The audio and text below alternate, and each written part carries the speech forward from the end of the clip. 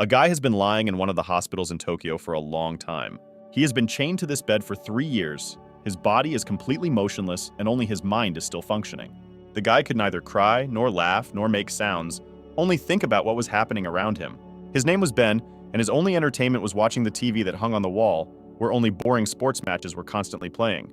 There were often people in his room, such as his mother, who often shed tears seeing her son slowly die.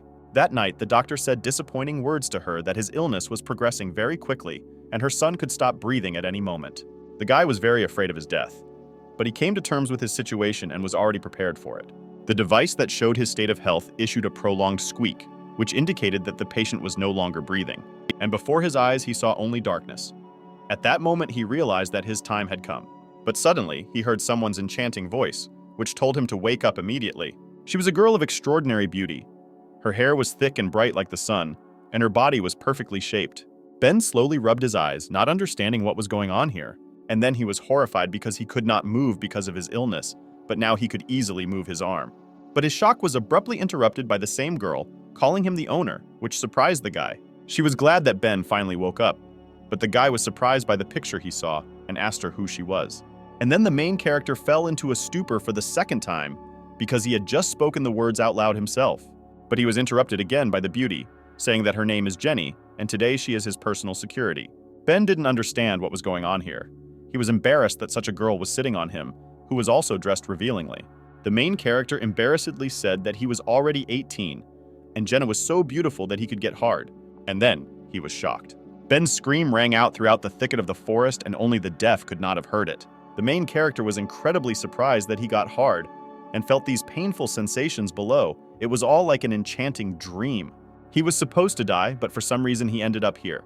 And besides, his illness, which tormented him all these years, fleetingly disappeared. Jenna was surprised by the guy's reaction and asked if her owner was okay. Having calmed down, Ben replied that he was fine, and he wondered why the girl called him master. She briefly explained to him who she was and what this place was, as well as who Ben was around these parts. The main character did not understand anything from what was said, because the girl said that he was the heir to the Protos chosen by the heavenly Lord Kel. Jenna explained that the Protos is the only surviving place inhabited by humanity. That is, the king of the Protos is the king of people. The guy grinned and said, waving his hands, that Kel could not have reborn him from another world. This is not scientific and looks like nonsense. Smiling, the girl sharply bit her finger to make her bleed. Jenna decisively said that since the owner does not believe her, she will provide him with evidence. The smell of her blood should attract predators in the area, and then Ben, having met them, should understand everything. Suddenly, a loud roar of thousands of souls was heard throughout the thicket. They resembled the growl of a pack of wolves, people, and bears at the same time. Footsteps were heard behind Ben, which barely followed the ground, but at the same time quickly overtook them. The main character turned around and saw a terrible picture. It was a horde of zombies who came here to the smell of blood. Seeing how horrified Ben was, Jenna said that these are the same predators and now they are filling almost the entire earth. Determination was visible on her face. She added that these pale-faced people turned our world into absolute horror. At that moment, Ben believed what he was being told and stood in front of the girl, ordering her to leave. Resolutely, the hero went forward, saying that he would deal with them because finally he could move his muscles and it was time for him to warm up after many years spent without moving.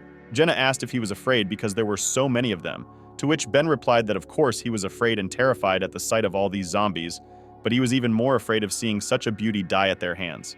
The girl felt pleased by the words spoken and a smile appeared on her face. Suddenly, she flew into the sky and said to herself that Mr. Kel had chosen a worthy heir. Ben looked again at the flock of zombies.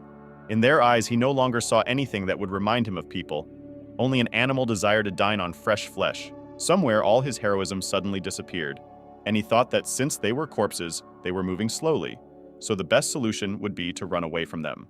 But the corpses didn't think so.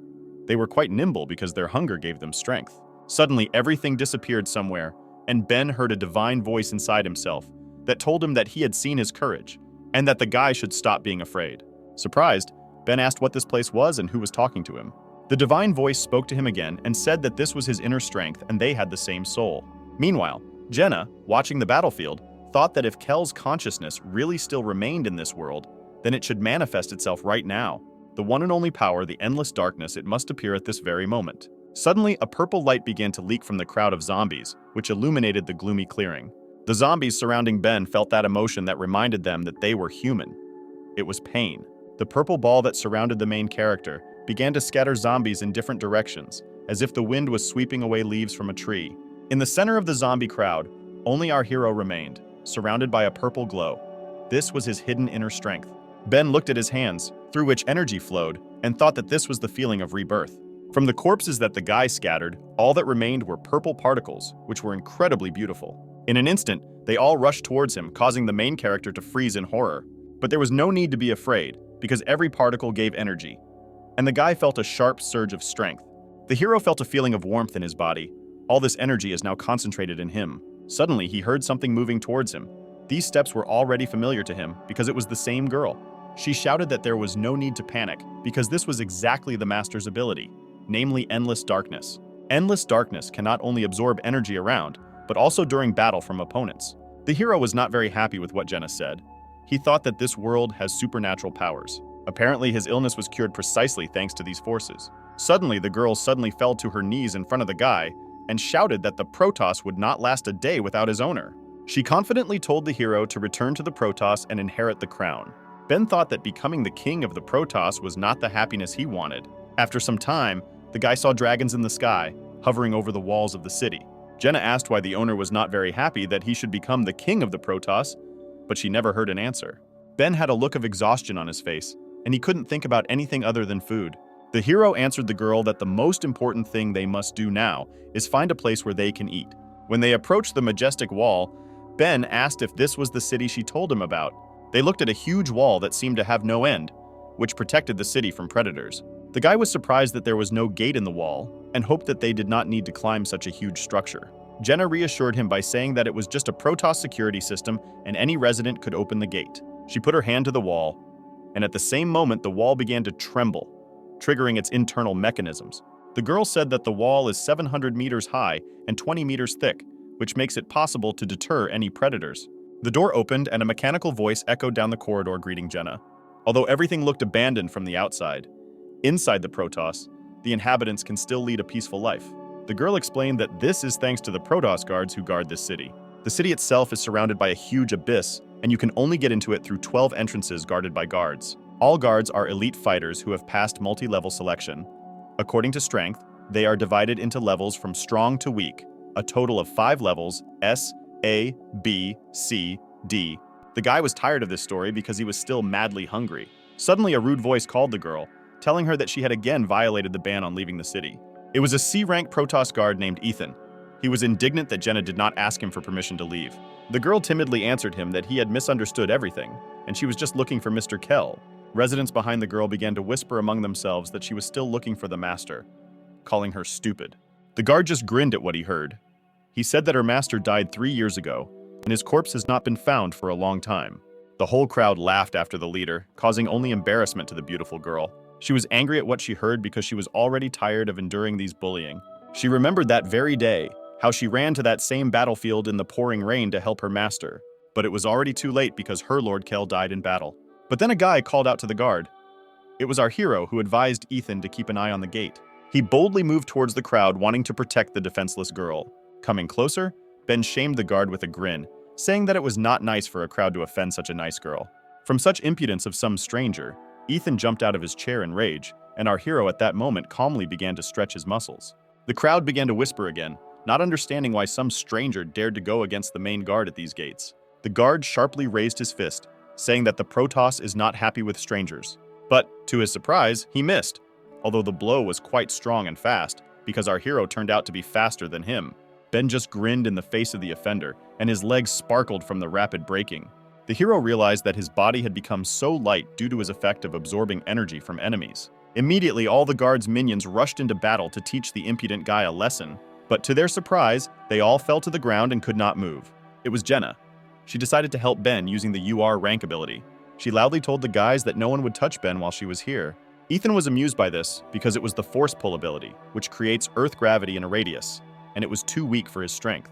He abruptly lifted himself off the ground, saying that he felt nothing and headed towards the hero. At that very second, he was already above Ben and thought that this battle had already been won. But Ben was able to hold back Ethan's blow with his palm. From the power of the blow, the ground under their feet began to crack, but the main character didn't even move. The guard did not understand what happened because the arrogant guy was supposed to lose after this blow.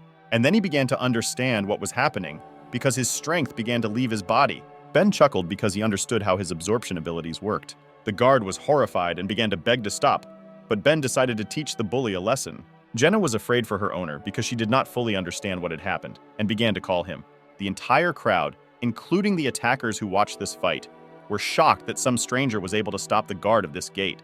At that moment, a red aura shone around the two guys, and suddenly a bang was heard. Meanwhile, somewhere in the Protos in one of the mansions, a tall man in a red velvet robe was enjoying wine on the balcony when suddenly a girl called out to him. It was an A-rank Protos guard. She asked if he felt what she felt. Count Dracula, S-rank guardian, looked at her with tired eyes and said that he felt this power, the power of Kel. Ethan fell to the ground exhausted and whispered in fear that it was endless darkness, that same legendary force.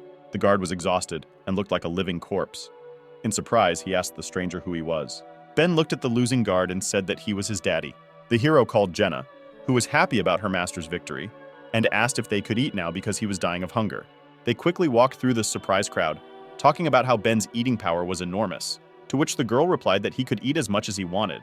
The shocked residents only whispered about who this guy was, how he defeated the guard so easily and was using such powerful abilities.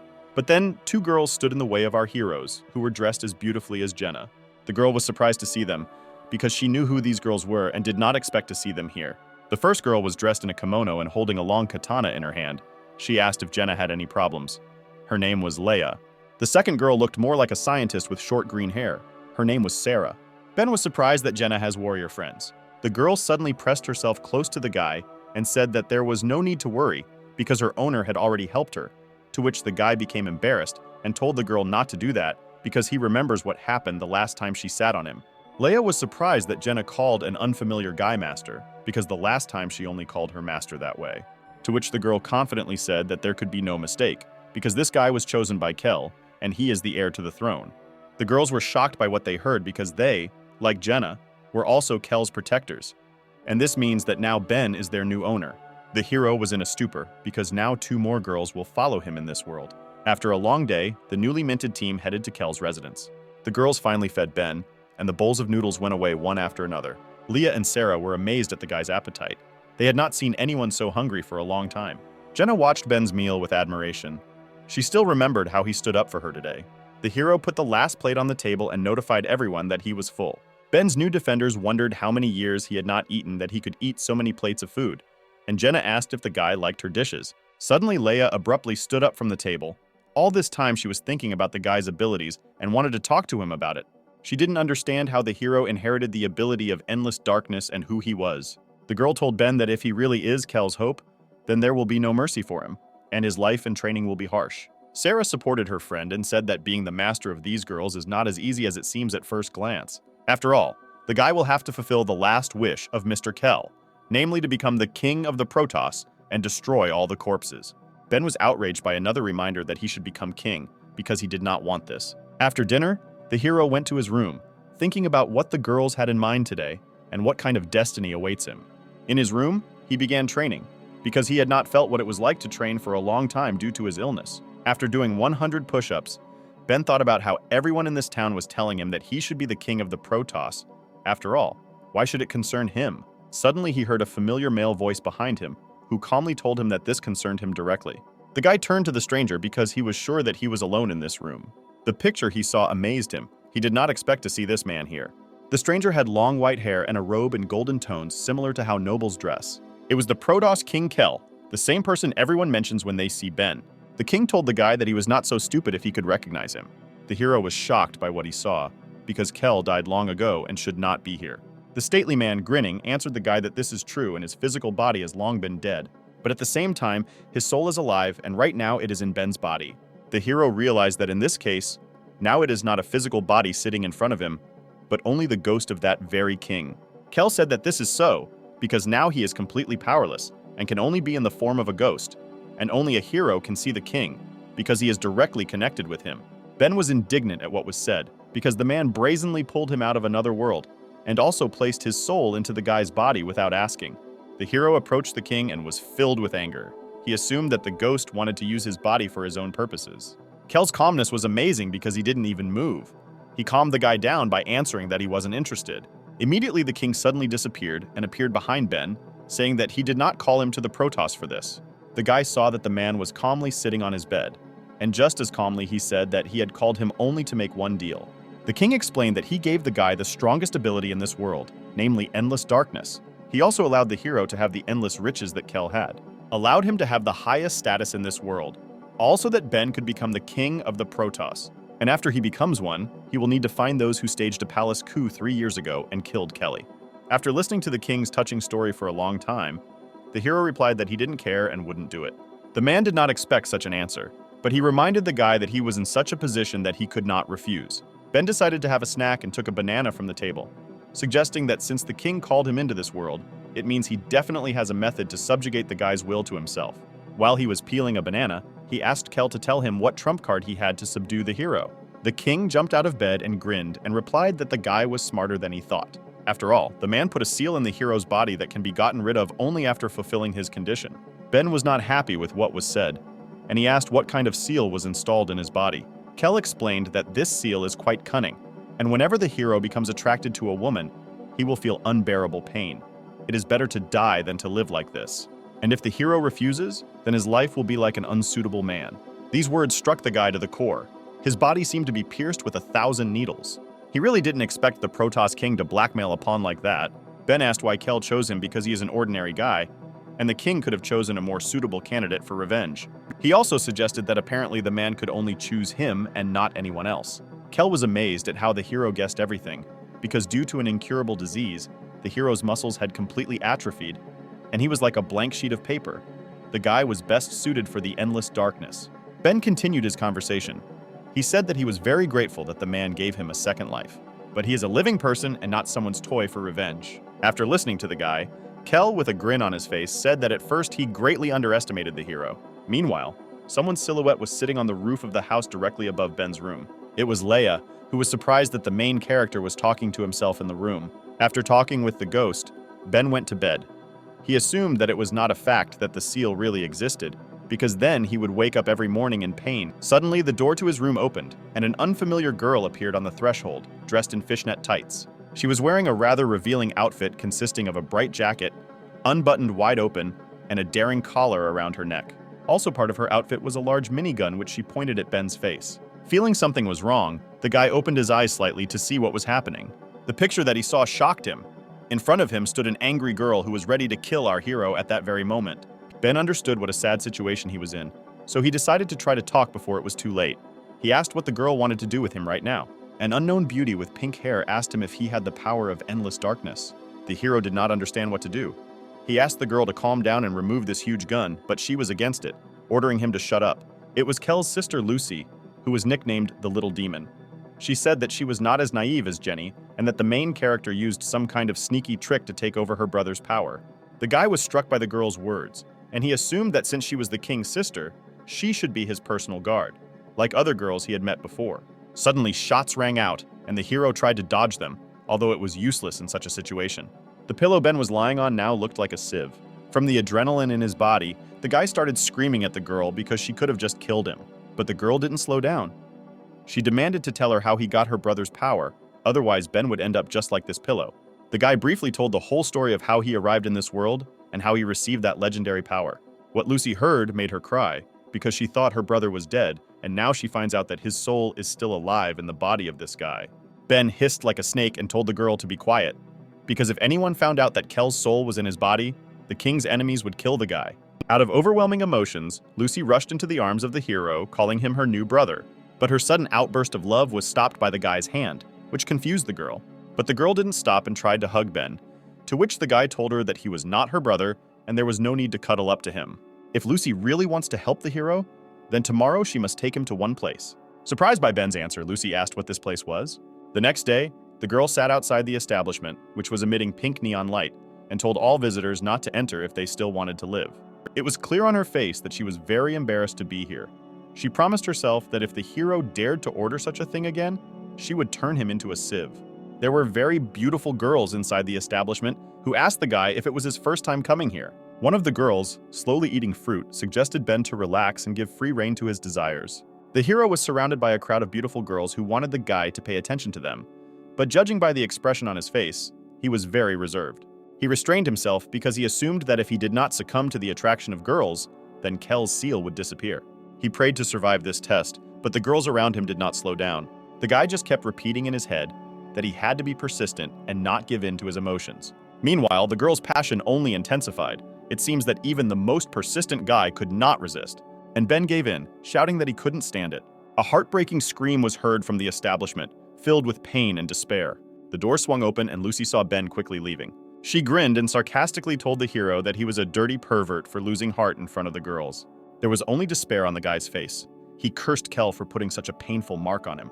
On the way home, Lucy asked if Ben would take part in the new selection of Protos guards, to which the guy replied that he did not know what was needed for preparation, and he did not want to look after the gates. The girl explained that in order to become a guard, you need to fulfill one condition, and at that moment Ben turned to her. She thought that he was interested in this, but in fact the guy said that he wanted to go to the toilet because he drank a lot of water. The hero went into the nearest alley because he would not have had time to get home. And then a strange ball, similar to a baseball, fell in front of him, which at the same time had a mouth with teeth. Ben picked it up and thought it was some kind of strange toy that looked very unusual. Suddenly, the same ball fell next to him, but of a gigantic size, which scattered all the trash cans in the area. The hero was stunned by such a sight. He did not understand what was happening here.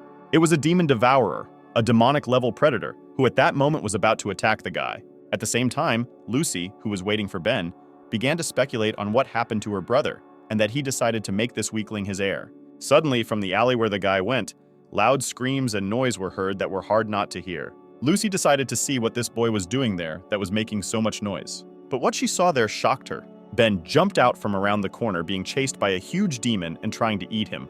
The guy barely dodged him, but so far was still unharmed. The girl was amazed that a predator of a demonic level got inside the city so easily.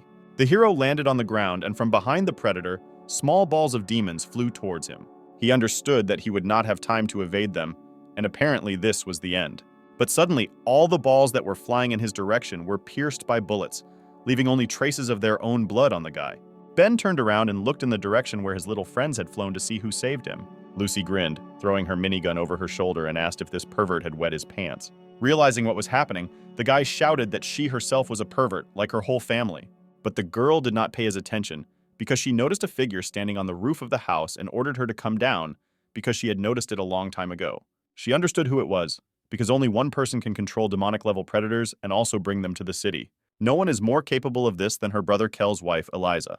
Ben was surprised by what was said. He asked Lucy if this girl was the king's wife. The little demon explained that this girl had a Protos marriage contract on her body, and at the age of 20, she was supposed to become the king's wife. At first, Lucy thought that she would become her little sister, but now it seems that this girl is just a cheap litter. Suddenly, the figure on the roof began to move and rush down towards our heroes. She landed on the demon's back with lightning speed and advised Lucy not to joke like that, because she could not marry such a loser as Kelly. At this moment, Ben became very embarrassed because of the beauty he saw that had just appeared in front of him, and his heart, it seems, should jump out of his chest right now from such fast beats. The stranger straightened her charming black hair and said that she just needs to kill this guy, and then the marriage contract will be lost. At that moment, a girl flashed through his head, who was very similar to the king's wife. She told Ben to stay away from her because he was not her type. She turned around and left that day when the guy tried to confess his love to her. Ben couldn't move because he saw such a beautiful girl who was part of his memories.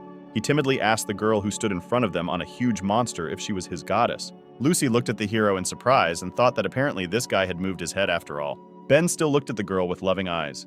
He extended his hand to her and asked her why she came into this world. Was it really for him?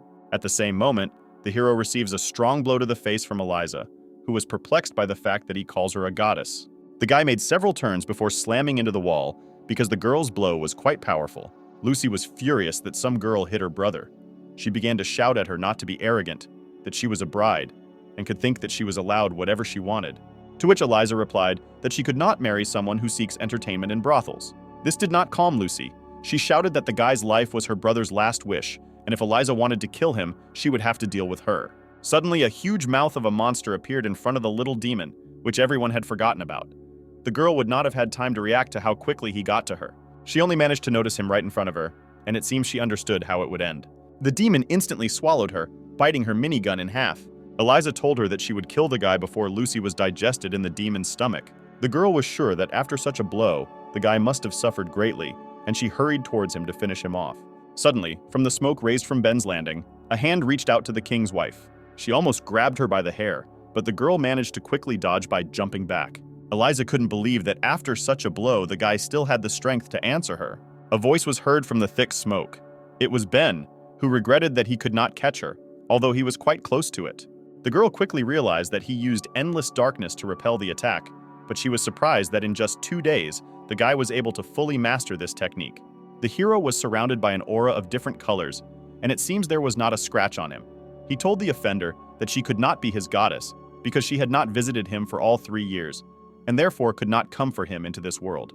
Because of the blow, Ben came to his senses and realized that Eliza and the girl from the past were simply very similar, and only the girl answered him that since he already has a loved one, then even more so, she will not marry him, so today, he must die. The guy just grinned when he heard these words, because he hasn't loved her for a long time, especially if he becomes the king of the Protos. Then many girls will want to be with him, including Eliza. She shouldn't hold on to him, and she shouldn't be jealous of him just because he went to a hotel. Finally, Ben asked the girl if she liked him. Eliza fell into a rage at these words. She couldn't believe that the guy was saying such nonsense. She only came here because she has a marriage contract on her body that she wants to break. Suddenly, the asphalt began to crumble under Ben. He realized that Eliza had used one of her abilities. Hundreds of demons flew out of the ground, who instantly lifted him into the air and beat him from all sides. Flying up, they turned around and fell down in order to inflict maximum damage on the guy. From the force of the blow, there was a loud explosion, and the ground around shook. Eliza was sure that this time she managed to catch him. She said after the hero that it was all over, because her demons would not leave even a bone of him. The girl didn't want to kill him at all. The guy was just unlucky to get to this place and be her target. Suddenly, the smoke cleared, and our hero calmly exhaled. A multicolored aura was still visible around him, which protected him. He was sitting at the bottom of the crater that was formed after the impact. Ben agreed that he was unlucky with the place he ended up in. Eliza was horrified. She couldn't believe that this time, the legendary power protected the guy. She was also horrified by the fact that her demons now looked like withered corpses. While the girl was trying to understand what happened, the hero was already heading towards her with the words that, in fact, he was not going to become the king of the Protos. Everyone insists that he go down a certain path, but no one asks him what he really wants. He had already died once, and it was this life that Ben decided to live for himself. The hero's words surprised Eliza, but at that moment some noise was heard next to her. Inside the demon that swallowed Lucy, a girl's voice was heard. He asked Eliza if she knew why the little demon uses a machine gun. All because the girl's power is too great, and if she's not controlled, then no one knows what can happen to the innocent. The two fighters were shocked by what they saw. Eliza thought that the compression force of this demon was 2 tons, and she could not open its mouth. Appearing, Lucy shouted that it was a rank R power. Changing her cells, her power becomes limitless. The girl flew out of the monster's mouth as if from a cannon and headed towards Eliza. If she hits with her blow, it will be fatal. The ground under the feet of the king's wife split into small pieces from the force of Lucy's blow, but Eliza still managed to dodge it. She quickly climbed to the roof of the building, realizing that she had greatly underestimated these two. Ben was amazed at how hot-tempered Lucy could be, although after what she did with the pillow, it wasn't surprising. Eliza knew that she wouldn't be able to defeat them at close range, so she decided to use one of her abilities, since the two were standing so close to each other. Her eyes became like 2 blue moons, and her face became as tense as possible. Our heroes thought that this girl was running too fast, and they needed to come up with something to catch up with her. A huge blue ball appeared behind Eliza's back, which illuminated the entire surrounding area.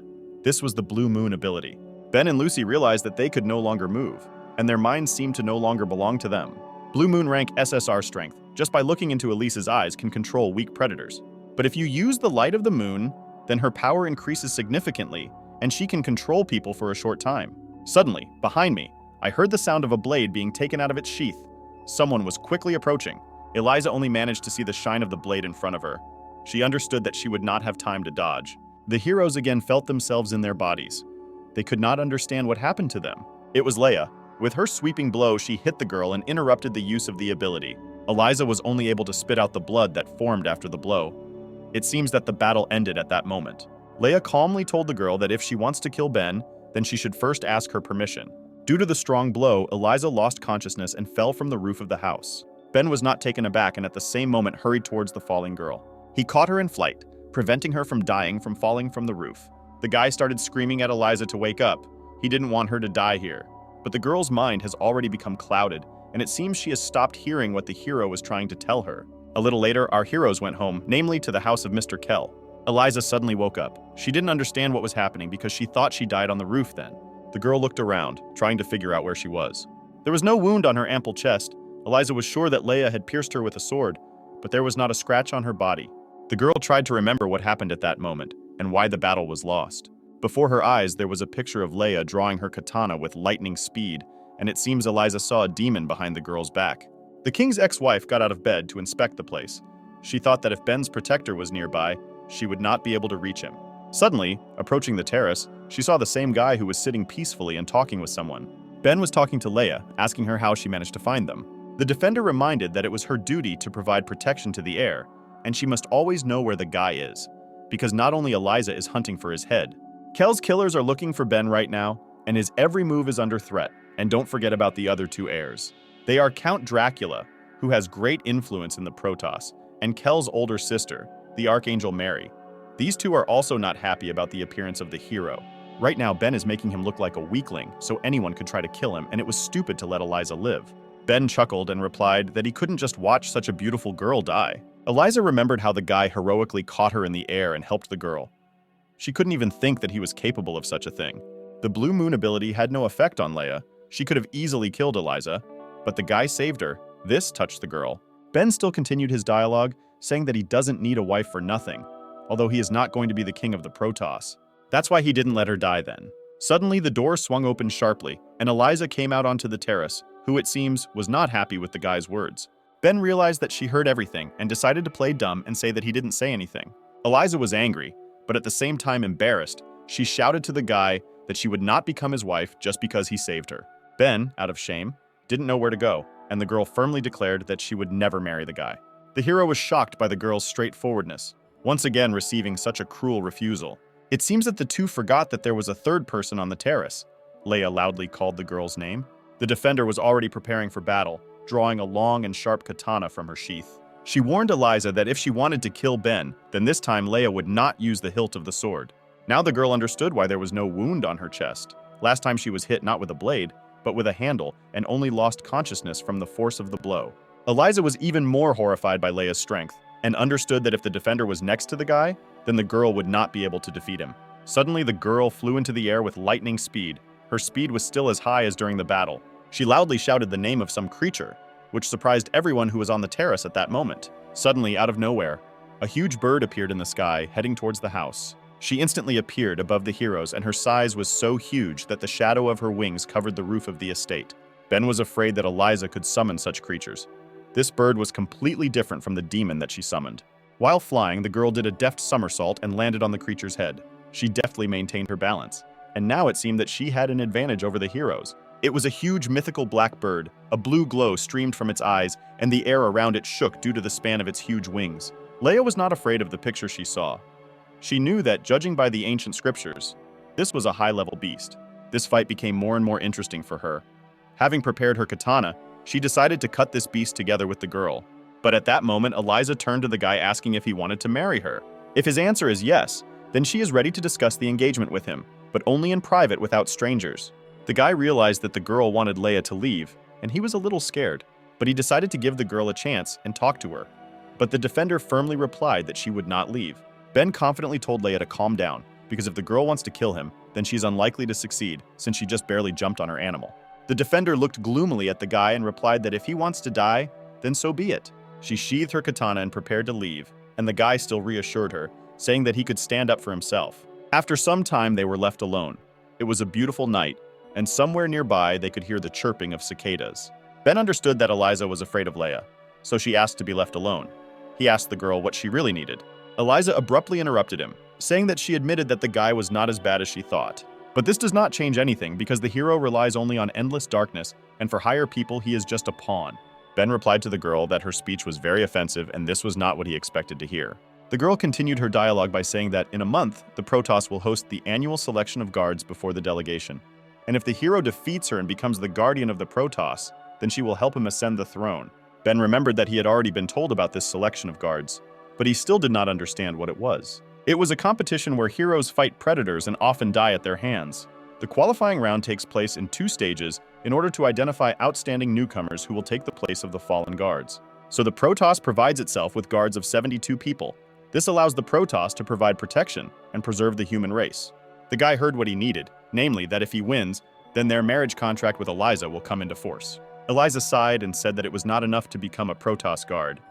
One of the conditions was to ascend to the throne, and only then could she marry him. She can only marry a top-ranking guard, a hero who the entire Protos relies on. Eliza became confused remembering Kel, saying that he was a very handsome and strong man, and could Ben be the same? The guy trembled from what he heard, and quietly said that Eliza really loved him. The girl abruptly interrupted him with screams.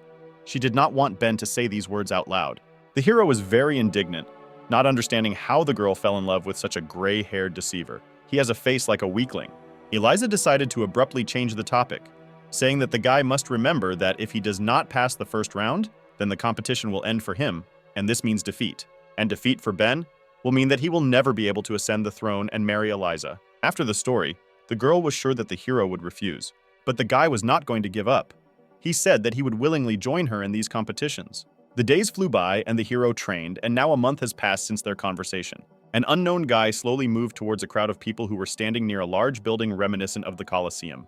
It was a young fighter with a naked torso and red hair. On his hands hung bracelets around which a purple glow emanated. When he saw the venue for the competition, he was delighted. This place is perfect for the birth of guardians. At the entrance to the selection arena, the guy saw a huge number of applicants who were heading inside. This turned the fighter on more, because all these people looked very strong, and he would finally be able to test his strength. The blood of hell in his body was boiling. The guy's name was Adam, and he was from a small village that was not far from the Protos. Having walked along the corridor, Adam entered the arena, which caused him even more delight.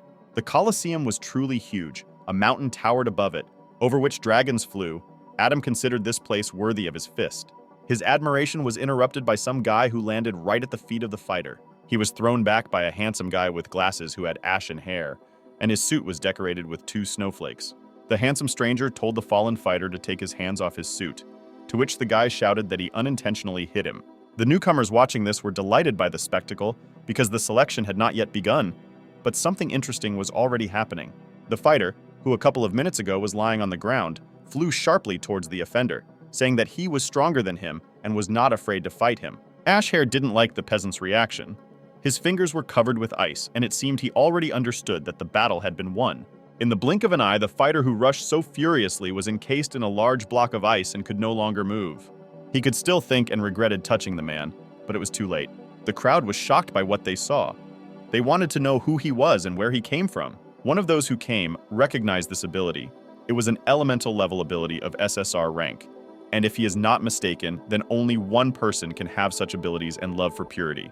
Archangel S ranked Daniel, who was the son of a noble family nicknamed the Icy Soul Eater. All the girls in the crowd immediately noticed the handsome man and began to confess their love to him. But then someone touched his shoulder again. For the second time that day, someone touched him. It was Adam, who noticed that Daniel was a very strong fighter. Everyone was shocked. Did this hillbilly really want to be encased in ice like the last guy? But one of the crowd recognized the peasant. He said that Adam had killed dozens of ghost-level predators last year and he was a real fighting madman. At that moment, the bracelet on the guy's hand began to rotate, and his hand burst into flames. He told Daniel that he also had an SSR rank elemental ability and wanted him to fight him. The ash-haired man slowly turned to the guy and calmly ordered him to remove his hand. Meanwhile, the girl who was watching this whole performance, who was slowly exhaling smoke from her pipe, decided to intervene. She shouted that apparently all the fighters were full of energy and couldn't wait to fight, but it was too early to start the game because the selection had not yet begun.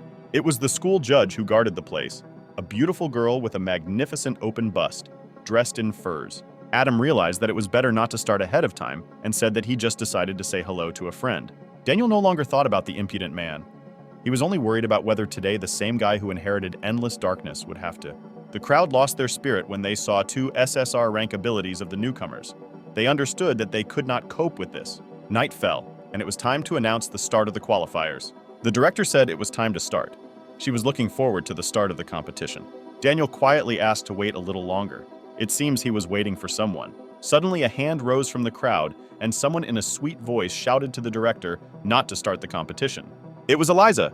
She said that there was another player who did not have time to appear in the arena. The man recognized the girl. He assumed that she also came to look at the guy with the legendary ability and perhaps because of her marriage contract. The director understood who she was talking about, because within a month, rumors about a hero with a legendary ability had spread throughout the city.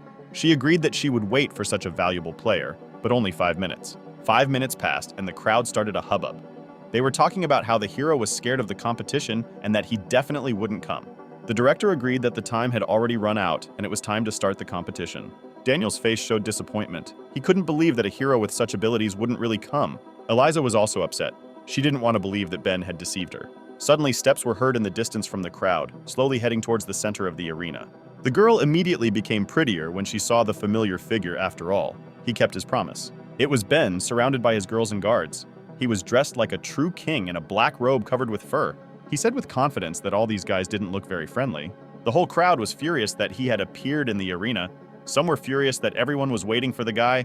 Some were afraid of his strength, and only Adam thought that it must be hot in such furs. This was not the reaction Ben expected. He promised the crowd that he would deal with anyone who stood in his way. Eliza seemed to like how the hero changed over this month. He looked like such a confident man. The roar of the crowd was stopped by a loud kick. It was the director who told everyone to shut up. Now that everyone is assembled, she decided to declare the Guardian Selection Conference open. Swinging her pipe, she quickly hit something in the air. In this place, everything sparkled and it seemed that space began to tear apart. A huge portal formed at the site of the impact, announcing that the competition had begun. The crowd was shocked, because before there were no space portals at the qualifiers, they did not understand what it was needed for. The director stated that the selection is divided into 2 rounds. In the first, newcomers should go through the portal, which will send them out of town. All they need to do is stay in the designated area, and in these places the fighters must live for 5 days. Only those who survived have the right to participate in the second round of selection. The crowd began to panic, because it was impossible to live for 5 days outside the city, and it was unknown where this portal would send it, perhaps straight to the lair of the monsters. The director stated that the duty of the guards is to protect the city, and if newcomers are afraid, they can refrain from participating and try next year. Hands immediately reached out from the crowd. Many did not want to take part in this and decided to try next time. Some time passed before there were anyone interested in the arena. Many left this place without trying. Now that only the brave remained, the director asked who would decide to go first. Ben, without thinking twice, said that he would go first. Apparently, he had some kind of plan. Eliza and Daniel were surprised by what was said. The girl understood that the guy was up to something. Ben really had a plan. He decided that if he went first, he would have time to explore the area. This would give him an advantage over others, and he should not miss it. Suddenly, someone grabbed his black robe, wanting to attract attention. It was Jenna. She was worried about the guy and told him that she had a bad feeling and he shouldn't go first. Ben hastened to calm the girl down and told her that he would meet with them after the first stage. After these words, the hero quickly walked towards the mystical portal. Without hesitation, he entered the portal, which it is not known where it will take him. Coming out of the portal, in his eyes there was only horror from what he saw. In front of him was a huge 3-eyed monster that resembled an octopus. At that moment, Ben realized that he was not very lucky after all. It was a ghostly predator who flew into a rage because some person had invaded his lair.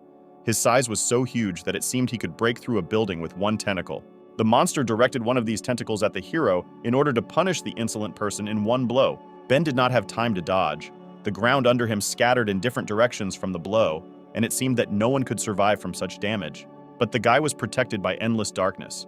He easily raised his tentacle and said that he was incredibly lucky that he teleported immediately to such an enemy. It's a pity he doesn't have time for this battle, because he had an appointment. In rage, the predator sent 3 more of its tentacles towards the guy to finish what he started. But Ben deftly dodged the blow, even though the attack was quite fast. He landed on one of the tentacles to quickly reach the enemy's weak spot.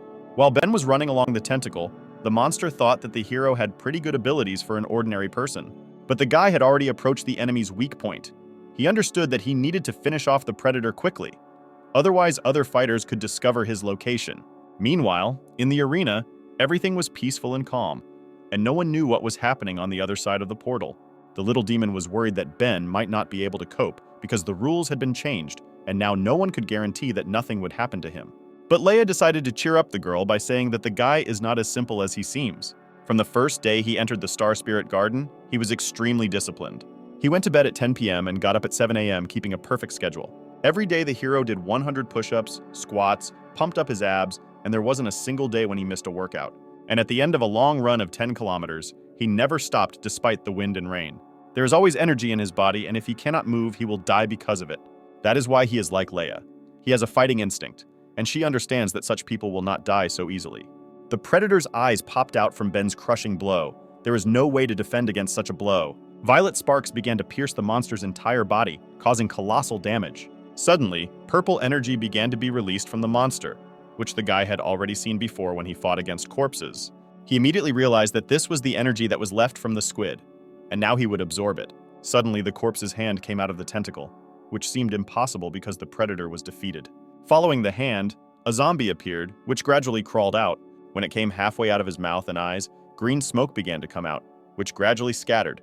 This fog began to spread throughout the area. The hero was sure that he had defeated the squid, but now he did not understand what was happening. And then he thought that, probably, the predator was making a signal and attracting other monsters to itself. Suddenly, everything around began to sparkle, and the air became cold as if winter had come. The predator's body was instantly covered in ice from start to finish. Now in front of Ben, there was only a block of ice that looked like a large mountain. From what he saw, the guy froze in place and did not understand what had just happened. An unfamiliar figure spoke behind him, and the hero turned to see who was there. The figure said that the predator asked for help from his kind. It was Daniel.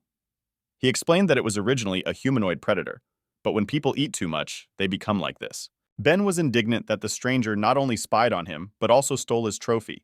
Adjusting his glasses, the nobleman replied that if he had not helped the guy, he would now be surrounded by predators, and the hero should be grateful to him. The guy didn't listen to Daniel and turned around and said that he didn't have time to fight him, because he needed to find the person with whom he had an appointment. Suddenly, the air became cold again, and snowflakes appeared around the hero. The guy had already seen this attack a couple of minutes ago. Ben asked the stranger what he was going to do, covering himself with his aura of endless darkness. Daniel told the guy that the rules are that everyone needs to live here for 5 days, which means that the rules allow participants to eliminate competitors. Ben turned to him, answering that it seemed that by the word competitor, he meant him. Meanwhile, in the forest, one of the participants was running away from a crowd of predators. Something on his hand made a sound similar to an alert on a watch as he approached an unknown blue wall. Suddenly, there was a loud explosion that tore the guy into pieces. The competition was over for him. A cooling corpse of a zombie could be seen in the ground, which had been defeated by someone. It was Jenna who dealt with the predators that attacked her. She thought about where her master teleported because she had to find him. Suddenly, the watch on her hand began to make a piercing sound. This was a locator that is given to the player upon entry, and if it makes a sound, it means it has turned on a warning system for the player. After all, there was only one rule of the game in the competition: survive in your area for 5 days. Stepping out of bounds will likely result in you being eliminated from the competition. Jenna hurried to find the owner. She quickly moved along the branches like a cat. She also understood that she should not go beyond the boundaries of the field into which the portal sent her. Descending from the trees, she went on foot. All this was watched by a mysterious figure in a cloak. It was an unknown guest who was glad to have found her. Moving through the forest, Jenna suspected something was wrong. She had the feeling that she was being followed all this time. She suddenly began to brake in order to turn around and see who was hiding in the trees. Stopping, the girl shouted loudly for the stranger to get out. Looking into the darkness, she asked why the ghost continues to haunt her all this time. The guy was only glad that she finally noticed him. He had been longing for a fight for a long time. An unknown figure descended from the tree with lightning speed and landed right in front of the girl. The stranger said that she deserves to be Ben's bodyguard, and asked when the girl noticed him.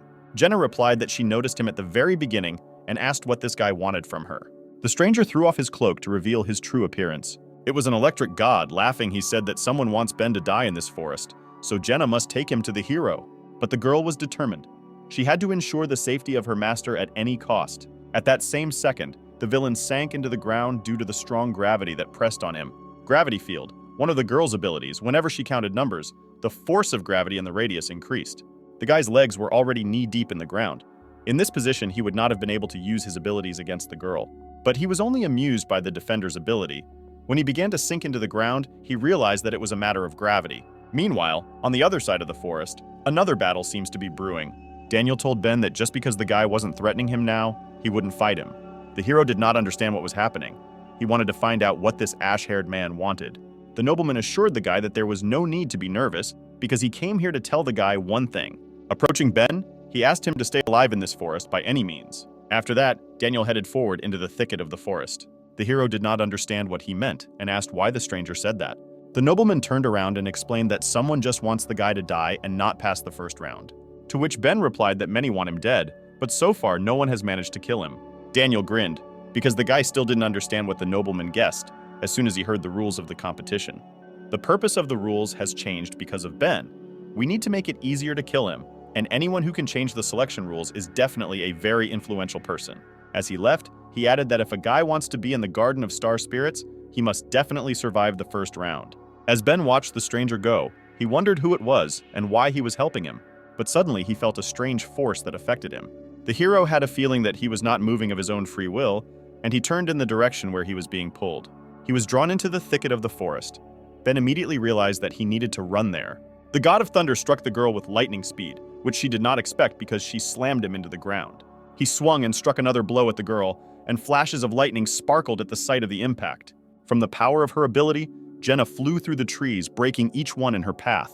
The blow was of monstrous force. Having flown some distance, the girl crashed into the ground with a roar. She was covered in bruises and scratches, but still managed to survive the landing. Jenna did not know that the guy had the power of lightning. He used it to accelerate and overcome the gravity that the girl created. Swaying, she rose to her feet with difficulty. She understood that he was too dangerous and under no circumstances should he approach her owner. At that very second, the guy found himself near the girl. She didn't even notice how he had traveled such a long distance in a second. His speed was truly amazing. From behind his back, he began to take out a knife, which was also filled with lightning, like its owner. Laughing, he said that if Jenna didn't lead him to Ben, he would find him himself, along with the girl's corpse on his shoulder. But the defender did not lose her confidence. She replied that the stranger would not dare to touch a hair on her master's head. At the same time, on the other side of the forest, someone was running forward at such a speed that you could only see the dust from his tracks. 3 guys noticed the runner and realized that this was the same guy everyone was talking about. They were teleported together, which means the 3 of them can cope against 1 warrior. But then, one of the fighters was surprised that the runner did not stop, but ran at great speed straight towards them. Ben ran so fast that he didn't even notice the 3 newcomers and blew them away like pins in a bowling alley. He didn't stop because he had a feeling that Jenna was in danger. The girl was completely beaten and could barely stand on her feet. She had wounds all over her body. She only told herself that she was here to help her master and should not give up. The Thunder God only mocked that such a beautiful girl should die because of such a short-lived master. He raised his blade above the girl's head to deal her the final blow, when suddenly he felt something tremble behind him and move towards him. A lightning-fast elbow strike hit the guy's neck. He couldn't even figure out what happened. The force of the blow caused the offender to fly forward with great speed. On his way, there was a stone into which the God of Thunder crashed with such force that the entire thicket shook at that moment. Jenna turned around in surprise because she had already prepared herself for the fact that she was going to die.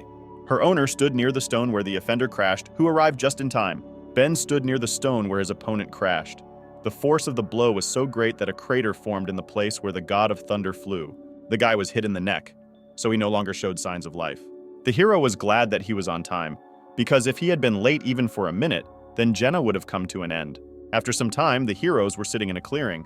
The guy apologized to the girl for the fact that because of him, she went to these competitions. Jenna reassured the guy she was sorry that she, as a guard, could not protect her master, and he himself had to protect her. She was also surprised how he could find her in such a large forest. Ben said that he felt that the girl was in danger and even sensed where she was. The girl was amazed that her owner had such an ability. Although he did not have such an ability, these were just sensations. Meanwhile, in the place where the battle ended, strange things began to happen. The DNA in the body of the defeated warrior began to rearrange itself, and by some miracle he began to come to life. Dead, a minute ago, the body began to move little by little, trying to come to its senses. A strong wind blew and Jenna coughed. Her wounds were very deep. The guy, without thinking twice, took off his robe and gave it to the girl so that she would not freeze under the tree. He told the defender to put it on and rest well after the fight, while he would look after her. The hero added that the girl took care of and looked after the guy for the last month. Now it's his turn to take care of her. These words touched her very much, and despite the severe wounds, a sweet smile shone on her face. It got dark outside, the girl fell asleep recovering from the battle, and the guy, as promised, sat and guarded her. Not far from their small camp, strange tentacles began to stir. They stuck into the ground in order to attack our heroes unnoticed. Emerging behind Ben, they headed straight towards him in order to kill him before he understood anything. But with a quick movement of his hand, the hero grabbed the tentacles and tore them apart, stopping the enemy's attack. He realized long ago that the God of Thunder was pretending to be dead, because if he died, then Ben would begin to absorb his life energy. The guy explained that he would really be dead from such a blow to the neck, but he was injected with a drug that turns him into a predator, so it's not so easy to kill him. The striker also thought that the hero had absorbed the power of the gate guard, whom he fought earlier, and he had been training hard for the last month. Perhaps Ben could reach level B. Suddenly, the God of Thunder began to curl up, and an ominous aura mixed with lightning discharges began to emanate around him. Heaps of other tentacles that were on his arm suddenly burst out from his back, and the color of his skin changed to gray like that of corpses. Ben did not expect to see such a spectacle. What was happening to this guy and who he began to turn into, he also did not understand. It was the highest form of the Thunder God, the strong body of a predator and SSR rank lightning. He laughed hysterically, shouting that the hero was going to die, because the predator was at the top of Class B. But Ben didn't listen to the offender for long and immediately hit him in the face, ordering him to shut up. From the force of the blow, the God of Thunder flew towards the forest, but Ben moved to where the guy was flying in order to finish him off. He slammed him into the ground with all his might, holding his face with his hand. Due to the speed of the impact, the ground under the guy broke, forming another crater. This time, energy began to be released from him, which the hero was ready to absorb in order to gain the ability of a fighter. Enraged, he stood over the enemy saying that if the Thunder God is the best in Class B, then the hero is the top of Class B. But the enemy did not listen to the guy. He only thought that the most terrible ability in the Endless Darkness is that it sucks energy and abilities from the opponent. He did not understand how Ben was able to master such power in just a month. Life flashed before his eyes. He remembered a man in protective overalls who warned that the drug was experimental, and did the guy really want to inject himself with it? The future God of Thunder was chained to the wall. His heartbeat was monitored by doctors so that the experiment was successful. Through severe pain, he grinned and told them to continue because the guy could stand it. After the experiment, the gray-haired old man explained to the guy that he received the strong body of a predator, but the fusion of cells was insufficient, and he never received any second ability. He was disappointed in this, because despite the fact that the soldier survived, the experiment was a failure. The unknown man continued to say that in order to create an artificial predator body with double strength, they are still missing one thing. This is Ben's body, the Dark Infinity Crystal. Preparing for the blow and concentrating energy in his hand, the hero asked the enemy how he managed to take the form of a predator and remain sane. He also wanted to find out who the guy's boss was and what their goal was. But the warrior, resigned to defeat, refused to tell Ben the truth. He just said that according to his calculations, the hero cannot be his opponent, and he is very curious why he is so much stronger than expected. Ben only replied that he simply had an extraordinary talent. It seems that the conversation was over. But suddenly the clouds thickened, and rain began to fall from the sky, signaling that a thunderstorm was about to begin. The guy was surprised by this phenomenon. He realized that today God is on his side. Feeling a surge of strength, the predator asked Ben if he knew why lightning strikes when it rains. But the hero did not listen to him. He was preparing to strike the final blow by asking what the guy's last words would be. A crack of lightning was heard in the sky. At that moment, the God of Thunder attracted the natural elements to himself, directing his strike. Suspecting that something was about to happen, Jenna headed to her owner. She shouted to her master that it was dangerous and that he should leave. There was a roar, and a huge bolt of lightning struck from the sky, directed towards where Ben stood. The lightning didn't hit him because something pushed him away, and he fell to the ground without being hurt.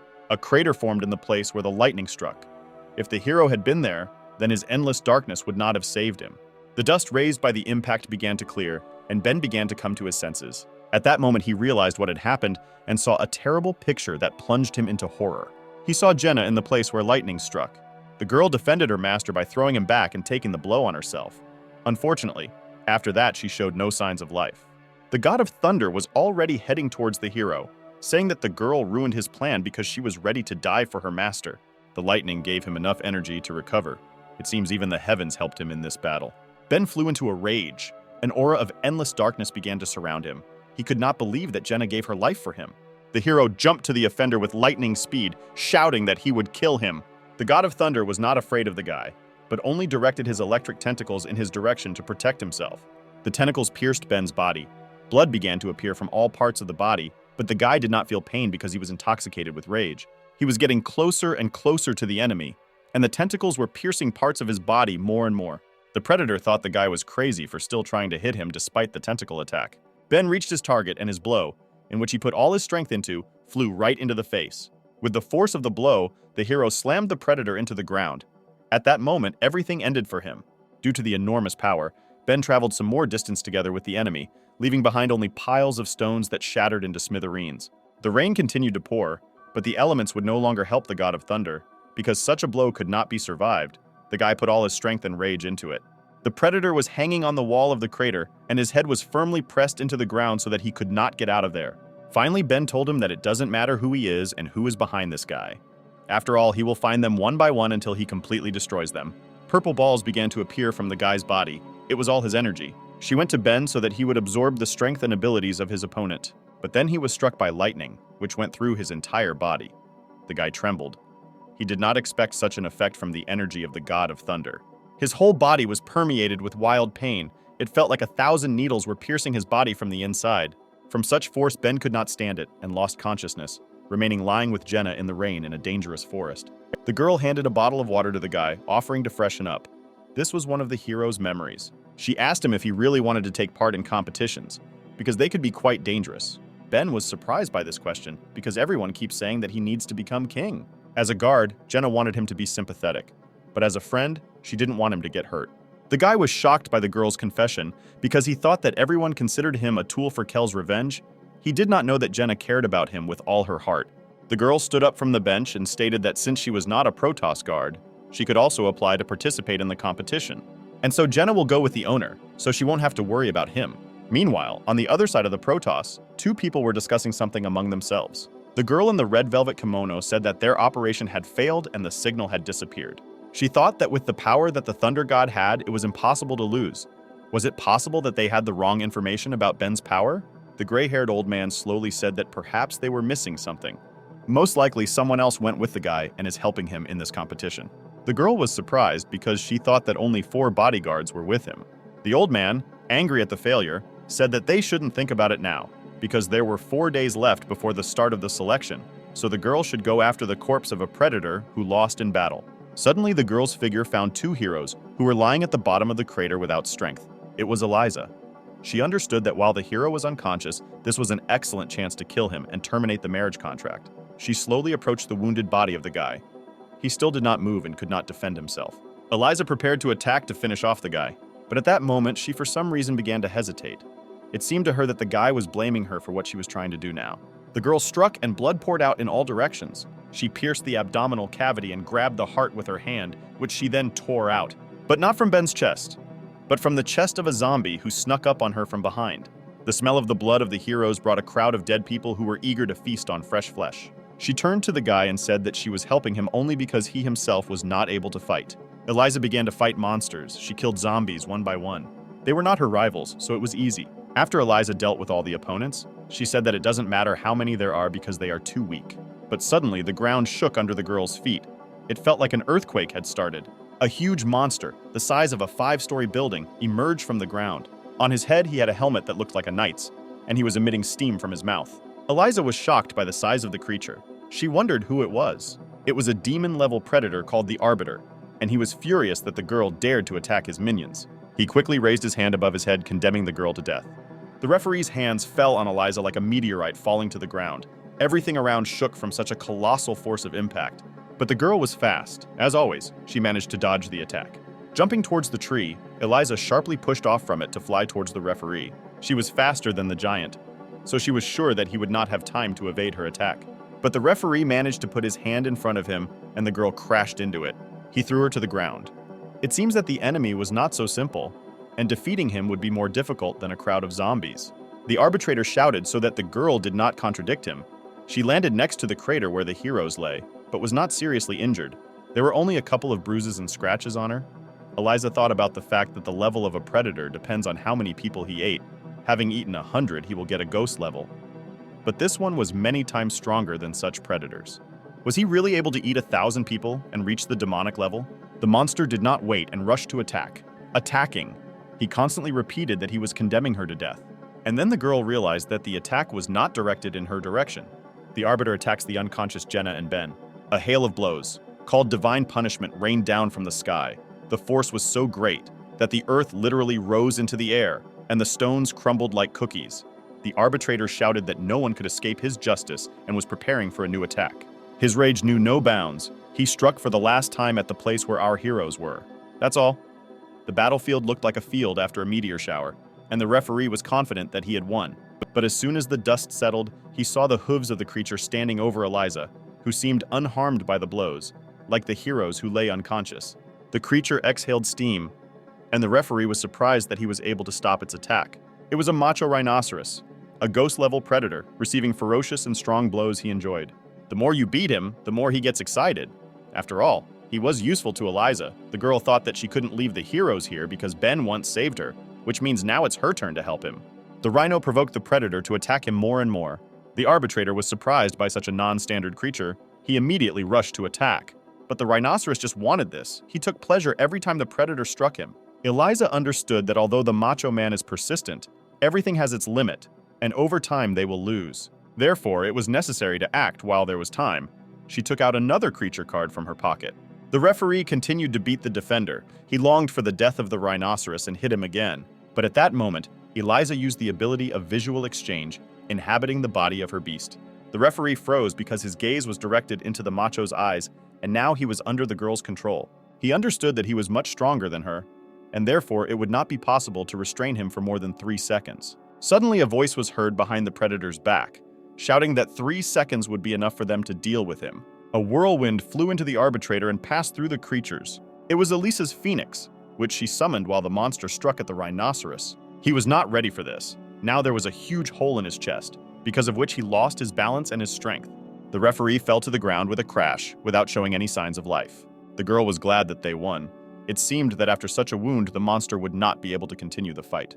But the phoenix warned that it was too early to rejoice, because the predator just fell, but did not die yet. Now he is unconscious from his injuries, but it will return to him pretty soon.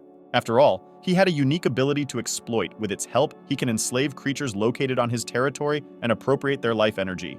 Therefore, if you continue to fight him on his territory, you will not be able to defeat him, because he will constantly supply himself with energy. In this case, it is better to move away while there is time. Eliza didn't like what the phoenix said. She wasn't used to running from the battlefield. The 4th day of the first round of selection for the Protos guard has arrived. Our heroes took refuge in the rock after a difficult battle. Ben woke up with a start, screaming Jenny's name, his eyes still filled with the fight she had fought to protect him. He didn't immediately understand where he was and how he got here, but fortunately for him, he saw a girl lying next to him. Jenny was still breathing, albeit with difficulty. She was covered in wounds, and a green healing aura glowed around her. Next to the girl, there was some animal that was intensively waving its paws. It was a white hedgehog, a low-level predator. He was a very cute furry animal who was casting some kind of spell right now. Ben was worried about the girl, and he was afraid that this beast was now doing something to her. Suddenly, the little predator jumped up and grabbed the girl's chest. It seems he was excited about something. The hero was outraged by this picture. He asked the animal where he put his paws. But then Eliza appeared and told Ben not to scare the baby, because he had been healing their wounds all this time. The guy asked the girl why she protected them, to which she replied that she did not want to remain in debt to the hero. If she saw them being devoured by predators, she would have nightmares. Ben was concerned about Jenny's condition. He asked if she could be cured, to which Eliza replied that she very much doubted it. People don't usually live with these types of injuries, but her pulse is fine.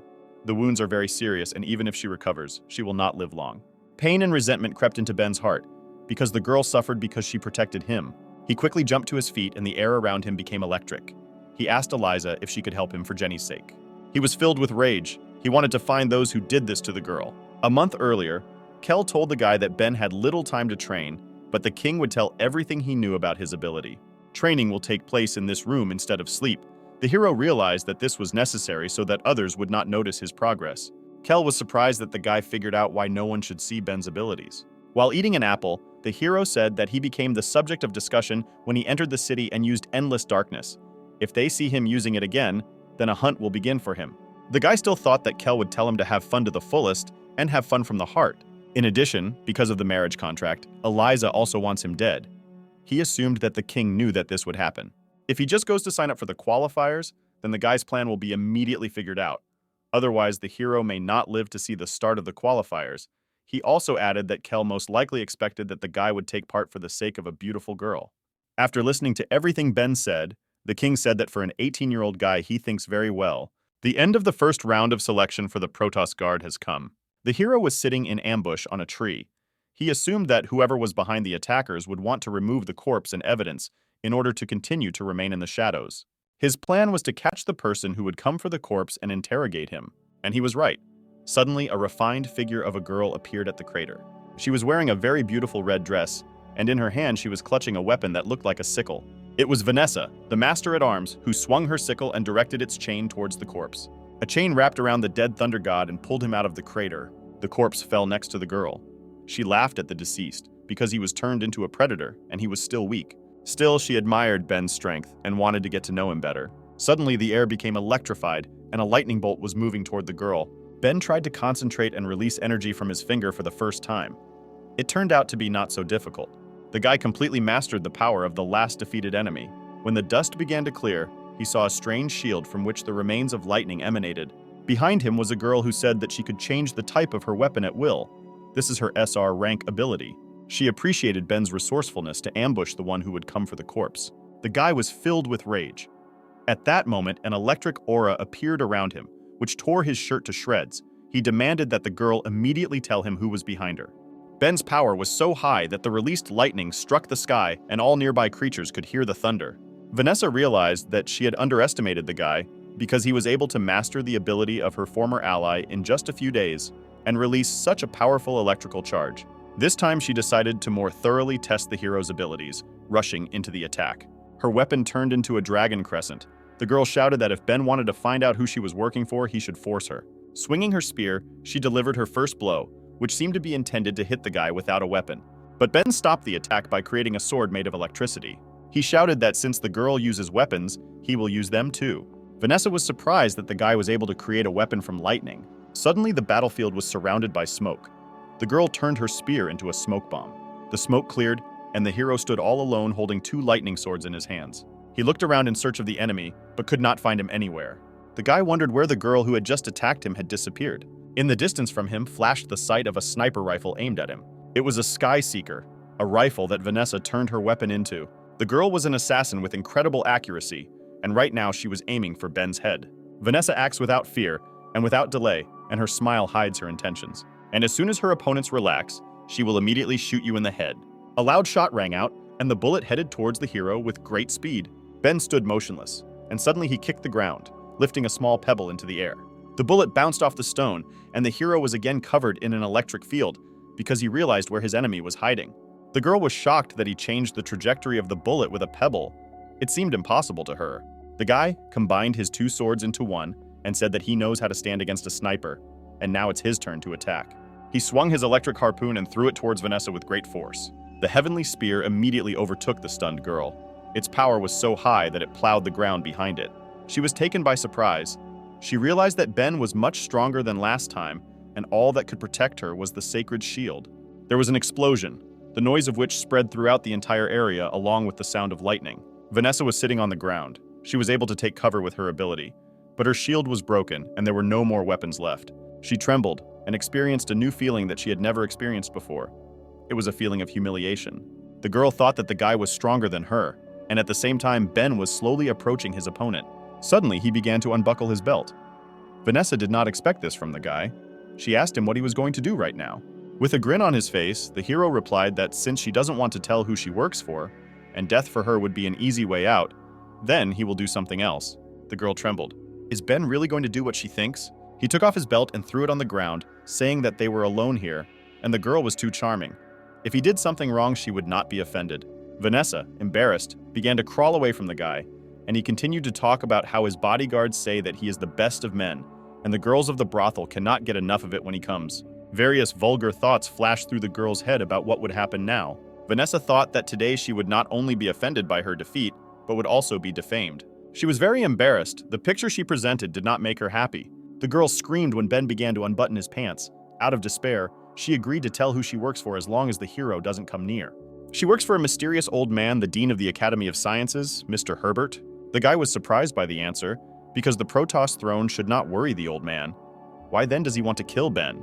The embarrassed girl explained that it's not about the throne, but about the hero's ability. It's all about the origin of the ability, endless darkness. The abilities of the Guardians and Predators originate from a meteorite, which is stored in the Academy of Sciences. The Dean used it to turn guards into predators and create powerful warriors. But the experiment failed. They acquired the bodies of predators, but also adopted their bloodthirstiness, which means the transformation effect was unstable. Ben realized that one of these was sent to kill him. Now it is not surprising that he lost. The girl replied that the experiment was unsuccessful not because of this, but because the power of the meteorite was imperfect, and the guards were unable to gain abilities.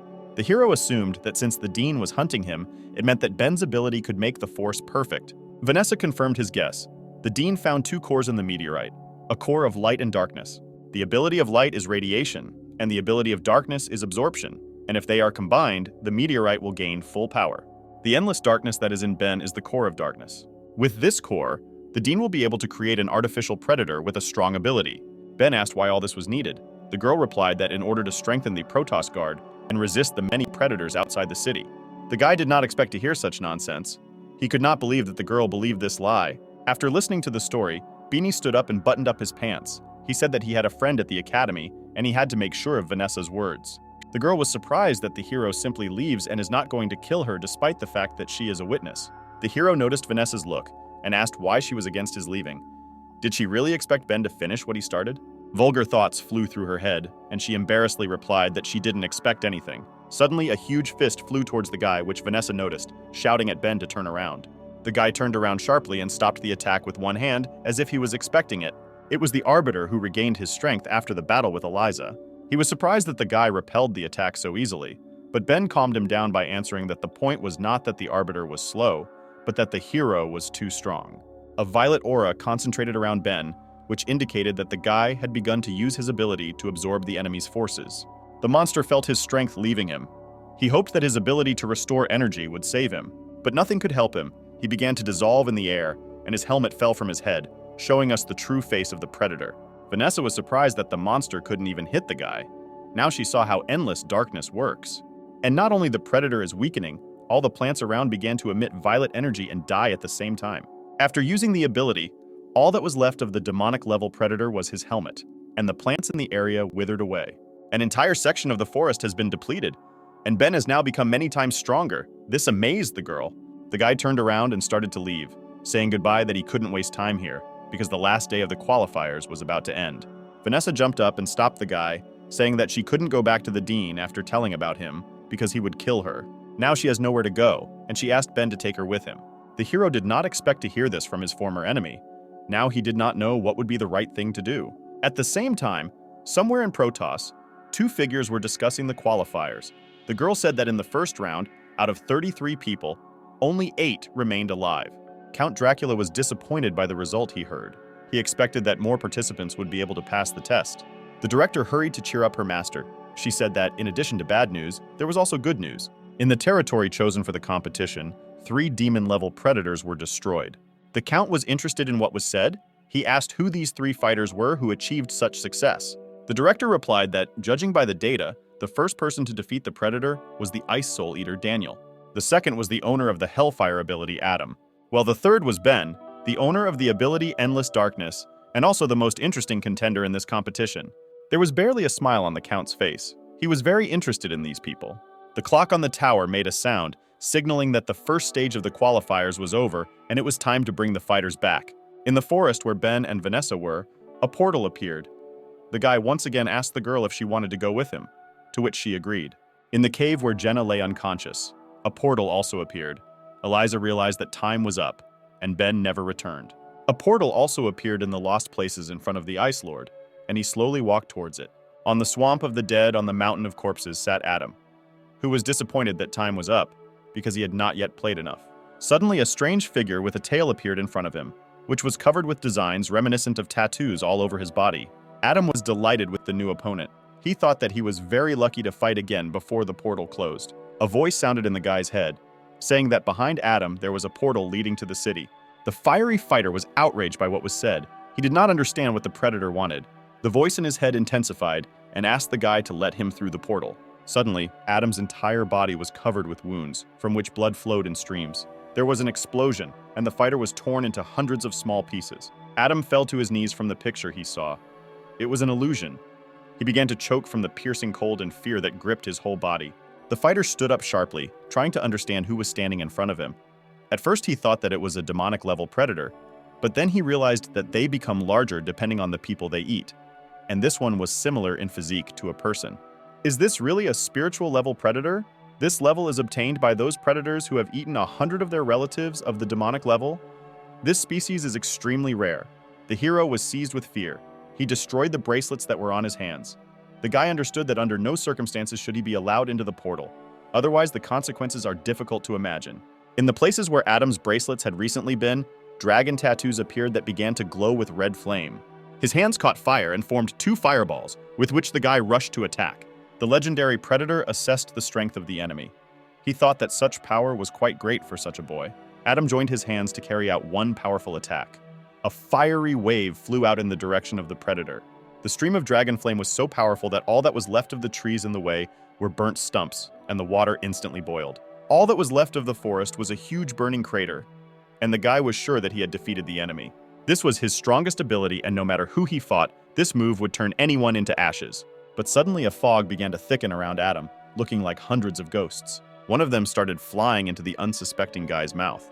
The fog dissipated, flying into Adam's body. His pupils turned white, and he lost his mind. In place of the human pupils, the pupils of a predator appeared, which attacked the fighter. Now this body belonged to the legendary monster. 5 minutes later, all the heroes gathered in the arena of the sacred mountain. Adam was the last one to leave the portal. He left as if nothing had happened. A screen appeared in front of the fighters in the arena, on which was Count Dracula. He congratulated everyone on passing the first round, but asked the participants not to rejoice ahead of time. After all, the second test will be much more difficult. The remaining 8 people will take part in the elimination competition, and only 2 of the participants will become Protos guards. All fighters will be given 1 month to rest, and when the time comes, the whole city will gather to watch the fight of the candidates. Ben thought that Jenny wouldn't have time to recover in a month, and Vanessa looked enviously at the girl who was hanging on the guy's neck.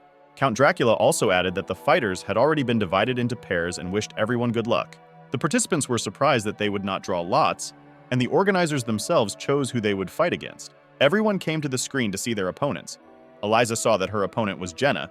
She was upset because victory over a wounded opponent would not honor her. But in the semifinals, she will be able to fight Ben. He seems to have become stronger, but the girl believed that he had no chance against her. She also thought that if she suddenly lost, she would have to marry him. She turned around to look at the guy who stood there looking stupid and picking his nose. Eliza turned away sharply, saying that the hero was watching her, but Ben did not understand why she was angry with him. Daniel also looked at the board. His opponent was Adam. Looking towards the guy, he thought that he had a strong opponent. However, the fighter's energy is now not the same as before. The predator in Adam's body turned around, sensing a strange aura that came from the far corner of the building. This aroma was calling to him, and the source of this aura was far beyond the arena.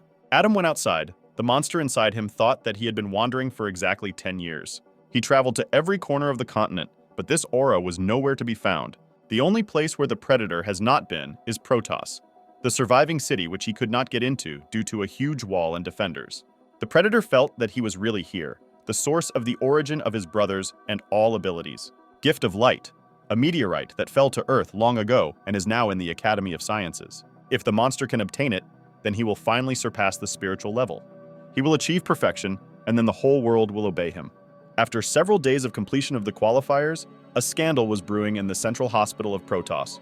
The doctor fearfully stated that they had done everything possible, but Jenny's health was not improving and the doctors could not help anymore.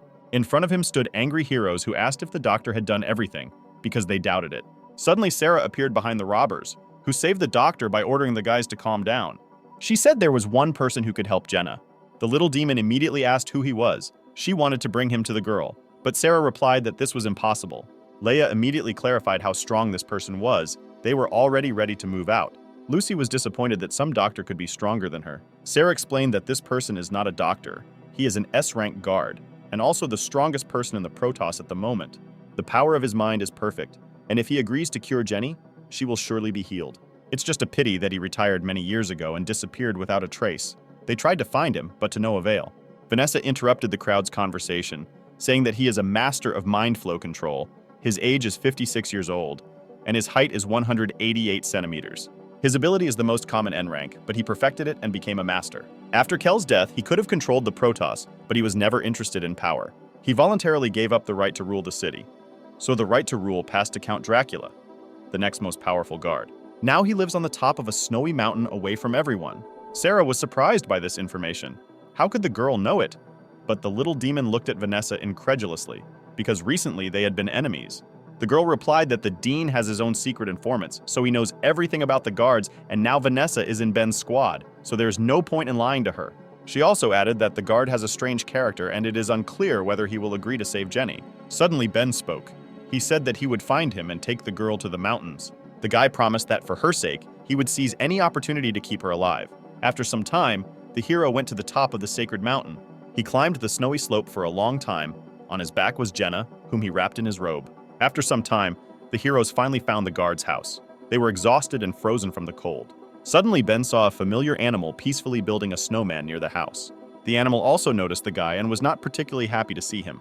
At that very second, he forgot about his hobby and rushed into the house to escape from the one who once scared him in the cave. But suddenly a snowball fell in front of him, which scared the baby. It was Ben. He immediately blocked the little healer's path, saying that it seemed they had already met before. The hero asked why Eliza's pet is here, because this is the house of the master of mind flow control.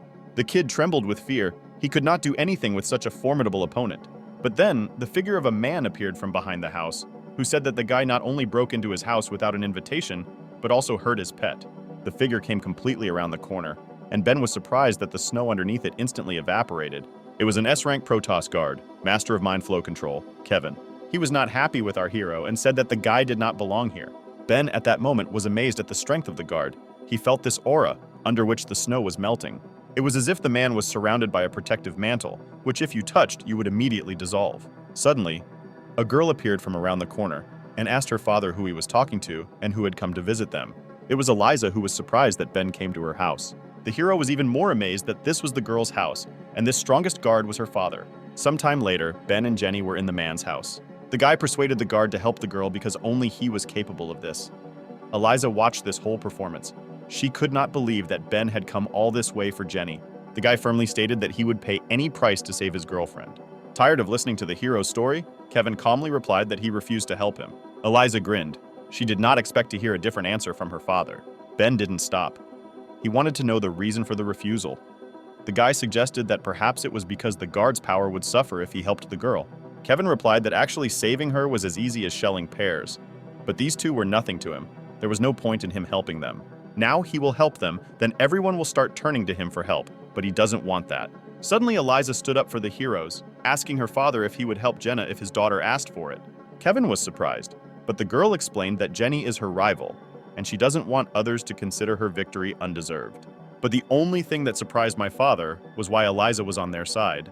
A couple of minutes later, Kevin and the heroes stood in the room. Jenna was on the bed. The man said that during the treatment, his ability would cause cell regeneration.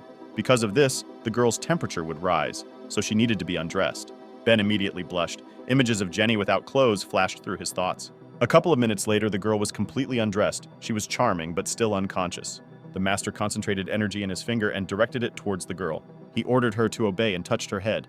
At that moment, the girl began to come to her senses, and a green healing aura appeared around her. The guard had a strange feeling. At that moment, he felt that the girl was gifted. After a few minutes of treatment, Jenna began to come to her senses. Ben prayed that Kevin could help the girl, and Eliza kept an eye on the guy so that he wouldn't peek. Jenna started sweating and started moving her eyes and jaw. It looked like she was in pain, but she wasn't. The girl came to her senses and began to open her eyes. She felt that she was very hot, but at the same time very light. And then she saw herself completely naked, and she didn't know who did it. She screamed with all her might to the whole house. If not for the storm, her scream would have been heard in the city.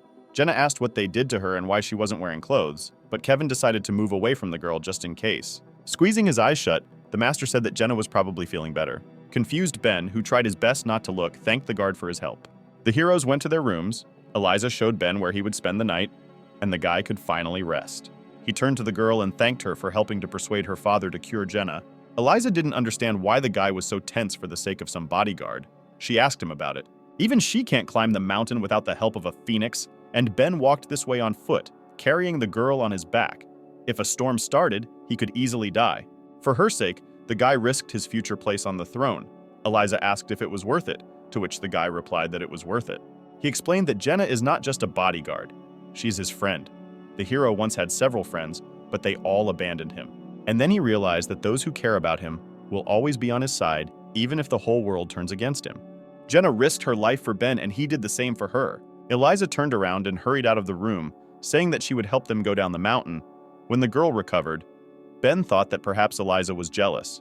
Meanwhile, the recovered girl stood on the terrace and enjoyed the view of the snowdrifts. She did not expect that her master would do so much for her. The realization of this brought her joy.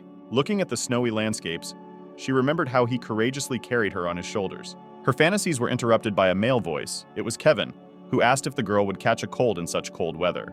Jenna turned to him and asked why he was not sleeping yet. The master replied that he could not sleep, so he decided to drink tea with milk.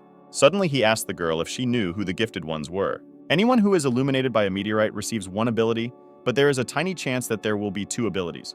Such people are called gifted. Jenna is the second person in Kevin's memory who had such a gift, and the girl seemed to understand what the master was talking about. With such wounds, an ordinary person would probably have died, but Jenna was able to survive. The man suggested that one of the protector's abilities is immortality. The girl was embarrassed because she was taken by surprise. She replied that she could not die while the person connected to her was alive, but at that time she was in agony. The master became more and more interested in Jenna's ability. He wanted to find out who this person was. The blonde replied that the ability itself chooses who it will become. It is directly connected with him. The girl senses when this person is in danger and can even sense his location. And since Kevin saved her, she will answer who it is, but this secret must remain between them.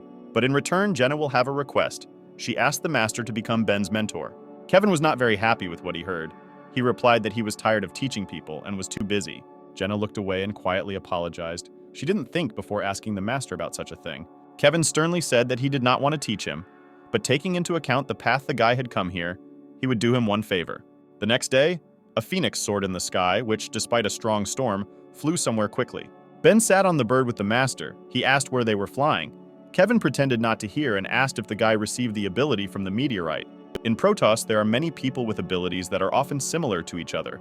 Based on their rarity, they are divided into ranks. There are only 5 of them, namely N, R, SR, SSR, UR. Ben has 2 abilities, UR rank, Endless Darkness, and SSR rank Thunderclap, but they are not the guy's innate abilities. So today the hero will gain his own ability. Ben realized that they were heading to the Academy of Sciences right now, just in time to find out more about the dean. After some time, the hero and Kevin flew to the doors of the Academy of Sciences. But then they were met by security, who ordered them to stop and say for what purpose they wanted to visit this place. The master sighed and said that he had not been in society for a long time, since people no longer recognize him. One of the guards shouted that if the 2 men did not need anything, then they should get out of here. The academy was not a place for ordinary walks. Suddenly, he took off from the ground and rushed into the air. The guard could not understand what happened to him. Their body did not obey, and the entire squad began to levitate in the air as if there was no gravity under them.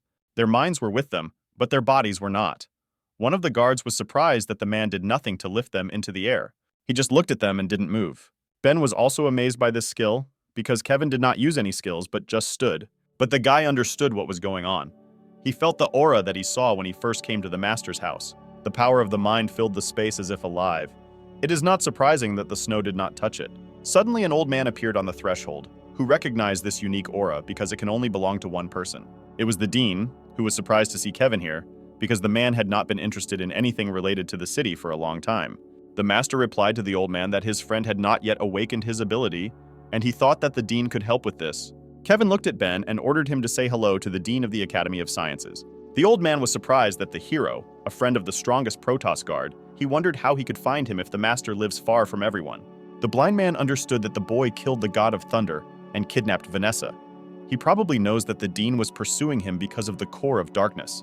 He also noted that it will not be easy to deal with Ben if Kevin supports him. The hero came closer and said that he heard that there was a meteorite in the academy that could awaken abilities. He would like to see it. The dean coughed and firmly stated that he could not show it, because every use of the meteorite must be agreed with Count Dracula, and the gray-haired man had no personal right to dispose of it. And since Ben is a friend of Mr. Kevin, the old man could put in a good word with the Count. Endless darkness began to thicken around the guy. He decided to solve the problem in a bad way, since nothing worked out in a good way. But suddenly the wind barely blew next to him, and he saw the master who was already standing near the dean. The old man was amazed by the man's speed. He was afraid of what would happen next. Kevin looked at the dean with a gloomy look and in a sepulchral voice ordered them to let them through, because the old man would not contradict him. The dean's mind suggested that it was better not to resist this man. The blind old man smiled sweetly and asked the guests to follow him. The trio walked along the long corridors of the academy.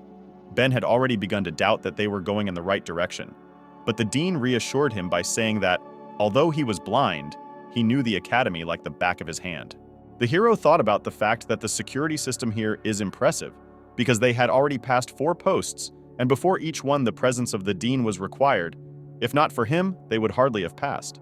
In addition, the closer they are to the meteorite, the stronger the endless darkness reacts to it. The old man stopped. The meteorite was behind this door. He asked the heroes to listen to his instructions when they go inside. The metal door slowly opened and the heroes entered the room where the legendary artifact was located. In appearance, it resembled an ordinary stone to which different cables were connected. Kevin saw the meteorite with his own eyes for the first time, so he asked the dean if this was really the same artifact in front of them. Ben calmly said that it looks like an ordinary stone that doesn't represent anything. The master turned to the guy and began to scold him for not listening to him when Kevin was talking about the meteorite. While the couple was quarreling, the dean thought that before light and darkness were whole and attracted each other, and if Ben came into close contact with the core of light, it could react. If the guy loses himself, the meteorite will merge with him, and when his strength is restored over time, the old man will be able to fulfill his dream and create an army of predators with the abilities. And all this thanks to Kevin, who himself brought the core of darkness into the hands of the dean. His thoughts were interrupted by a fist that slammed right into the guy's face. The master beat the clueless Ben for flying in the clouds and not listening to his elders. After moralizing, Kevin asked the dean to activate the meteorite. After some time, the cables under the meteorite became electrified, and the stone itself, due to electricity, began to emit a bright yellow light. Kevin was wondering what ability Ben would receive, and the dean hoped that this ability would be rank N. The bright divine light blinded the hero. He more and more ceased to see the source of light itself. After the meteorite was turned off, Kevin asked Ben if he felt any changes in his body. The guy replied that apart from the fact that his eyes hurt from the bright light, everything is the same as before, and he doesn't feel any abilities. He turned to the old man, saying that apparently the dean did not want the hero to receive a new ability and therefore led them to a fake meteorite. The blind man was stunned by the boy's impudence. He shouted that it was not his fault, and if Ben uses the meteorite once, this does not guarantee that he will receive new abilities. The guy still pretended to be a fool and said that he still didn't feel anything, and apparently the stone was still a fake. The old man was not as stupid as it seemed at first glance. It was not for nothing that he was the dean of the Academy of Sciences. He assumed that Ben probably had a rare ability. That's why he didn't want to show it. The guy said that they were leaving. He suggested that the mentor go to a place nearby where they make excellent tea with milk. These words pleasantly surprised the master. He replied that he only drinks tea with sugar. Ben also added that they would order coconut pudding. The old man was furious with the hero's impudence. He wanted to kill him right now, despite the fact that the guy was accompanied by the best guard. When the heroes turned their backs to the old man, he pulled out a hidden blade from his cane. The dean thought that Kevin would not have time to react if he struck right now. He pulled the sword from his cane and swung it to kill the unsuspecting guy, but suddenly he froze in place and could no longer move. Kevin asked the old man if he had forgotten what it was like to cross the path of a master. Realizing that he had lost, the dean trembled with fear. He knew that the guard was very strong, but he did not think that he would be so strong. Having apologized, the old man put his sword back in its scabbard and decided not to detain the guests any longer. Ben was horrified by how much rage he saw in Kevin's eyes. He understood that if the dean had not retreated, he would now be dead. Kevin looks harmless, but he hides a huge amount of power. So this is what he is, the strongest man of the Protos. After the incident at the academy, our heroes were heading home on a huge phoenix. Kevin drank his favorite milk tea, which Ben promised him. The guy was surprised how the master drank a whole glass of tea in one gulp. After all, he really loves this drink. The guard turned to the hero and said that now they were alone, and Ben could show the ability that the meteorite had endowed him with. Kevin quickly saw through the guy. The hero didn't want to show off his new ability in front of the dean, so he fooled him. The ability had just awakened, and Ben didn't know if he'd be able to show it, because he'd never used it before, and he didn't know what it did. Kevin waved his fingers and told the guy to stand still and not move. He decided to penetrate his mind and see for himself what kind of ability the boy had. The master concentrated to find the place where it was hidden. Inside the guy's mind, he saw hundreds of demonic eyes that were watching him. Kevin suggested that the place where Ben's ability is hidden is connected to an evil spirit. The ability to control evil spirits is extremely rare, but what rank it is depends only on the rank of the spirit. Suddenly, he noticed an ominous creature that was watching him. The master turned around and saw that the monster was huge. The man demanded that the spirit tell him his name and show himself to him. The monster was of colossal size. His voice echoed throughout the entire space, and his name was Asura. Ben was already tired of standing in one place and not moving. He was looking forward to the master finishing his ritual. Opening his eyes, Kevin said that the boy was very lucky. Ben was delighted with these words, and suggested that the meteorite had given him the ability of the gift of light. The master just grinned, because this ability is the treasure of the Protos, but the guy's ability is also extremely rare. It is not only strong, but also associated with evil spirits. So Kevin lingered in the guy's mind and taught the demon a lesson. This ability has an SSR rank and is called Asura Spirit. Ben was disappointed by the simple name of his new skill, to which the master replied that it was a cool name. He also added that this spirit is extremely strong, like his thoughts. If you resort to his help, he can rebel against Ben. Therefore, unless absolutely necessary, the master advised the guy not to use it. A month has passed since Ben awakened his new ability, and today all the Protos residents climb the sacred mountain to get to the arena. After all, this is the most important day of the year, but not only because of the final competitions. What is more important is that in addition to the candidates themselves and the spectacular fights, they will also be here. S-rank Protos guards will be present in the arena. 2 guards had already arrived at the performance. It was Count Dracula and the director of the competition. The audience was happy to see such people live, because before that, they had only seen them on TV. The director asked why the Count arrived so early. After all, he is the most important person in the Protos, and it is common for him to be a little late. The Lord drank blood-colored wine, the same as his robe. He answered the girl that he did not like to wait. It reminded him of waiting for the moon to appear from the clouds. Suddenly, the Count heard something move above him. He immediately realized that someone was sitting on top, because it is difficult to remain motionless while sitting on a canopy.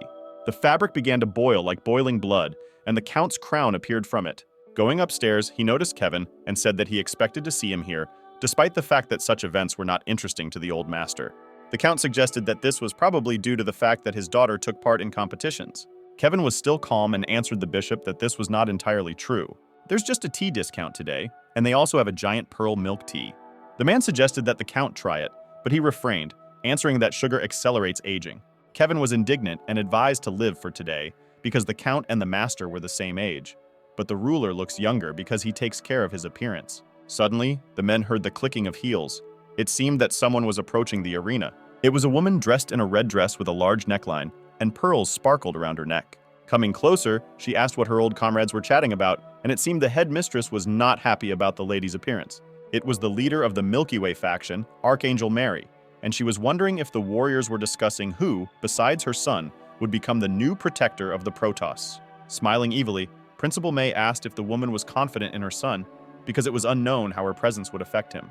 Mary said that she was his mother, and her presence would not harm her son, to which May sarcastically replied that she once left him with his father, and he was unlikely to be happy to see her. The Count and Kevin, watching the spectacle, simultaneously wondered why these women always quarrel. Mary got really angry and ordered the headmistress to keep her mouth shut. After all, May is no one to her and she doesn't dare judge her. The girls exchanged gloomy glances that showed hatred for each other, after which May replied that she simply decided to remind her of what she had done. They raised a cry to the entire Colosseum. One said that the director had so much to do that he couldn't get a promotion to S rank. The second asked what was wrong with that, and was Mary really proud of her rank? The men just listened peacefully to these cries and were silent. One of the spectators asked her friend why these two were arguing, to which she replied that she only knew the rumors that were circulating about Mary.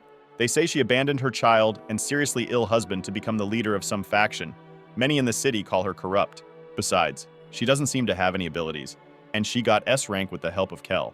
The girl felt sorry for Daniel because he is so handsome but has such a cruel mother. Suddenly, behind them, the voice of a guy was heard, who heard only the word beautiful in their conversation. It was Michael, an S-rank guard, the personification of the 7 sins. He asked the girls if they were talking about him. Suddenly, the girl was hit in the head by a heart that came from a handsome man. At the same moment, she felt her heart beat faster, and she became hotter. She was overcome by passion, and unnecessary thoughts began to arise in her head, which made the girl feel embarrassed. The girl's friend did not understand what was happening, and it seems that the spectators sitting nearby also noticed that something strange was happening. And the guy just smiled, thinking that the girl was still very lustful. Suddenly, a woman's voice behind him told him to stop bullying the girl. He turned around, seeing his old friend, and asked if she wanted to feel real pleasure. The heart that made the previous girl beat in agony crashed into the face of an unknown woman and broke without having any effect. It was Kathleen, a paladin guard of S rank, the sweetest girl with purple hair. She was clutching a sword in her hands and was dressed in knightly armor. She told the guy that his charms wouldn't work on her. Yet again he tries, but still doesn't understand it. Disappointed, the guy turned around and snapped his fingers, canceling the effect of his love spell to free the girl. He also reasoned why his spell did not work on the paladin. The charming girl menacingly asked what the guy was whispering. He awkwardly turned around and said that he simply admired the girl's beauty. Kathleen got a little embarrassed and told Michael to shut up. The guy also noticed the girl's slight embarrassment and smiled sweetly back at her. An hour later, May asked for a minute of attention in order to make a ceremonial speech. She announced the start of the qualifying competitions. The crowd screamed enthusiastically at the same moment, and the entire Colosseum began to roar. The headmistress asked the participants to enter the arena, and 8 contenders appeared on the battlefield. The crowd rejoiced because an unforgettable sight awaited them ahead. All participants slowly entered the arena. Many were waiting for this fight, and some wanted to finish the competition as soon as possible. Ben was supported from the stands by the girls who were on his team.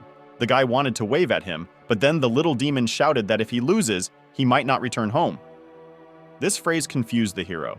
This was not the kind of support he was expecting. Ben asked Jenna where Sarah is now because she is not in the stands next to everyone. The girl replied that she could not come because she was on duty at the academy. The guy thought that most likely the dean deliberately detained her at work because he knew that the girl was his friend. Not only did they come to cheer for Ben, Daniel's mother saw her son and thought about how much she missed him. They crossed glances, the cold gaze of the son and the enthusiastic gaze of the mother. The woman was glad that her son looked at her.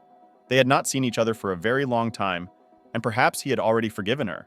But Daniel turned away as if he didn't see anything, and his mother chanted from the stands that he would succeed because she loved him. May began to explain the rules to the participants. Firstly, the opponent must either lose consciousness or be immobilized for 10 seconds. And secondly, he must admit defeat. If there is a threat to the life of a participant, the headmistress will interrupt the fight.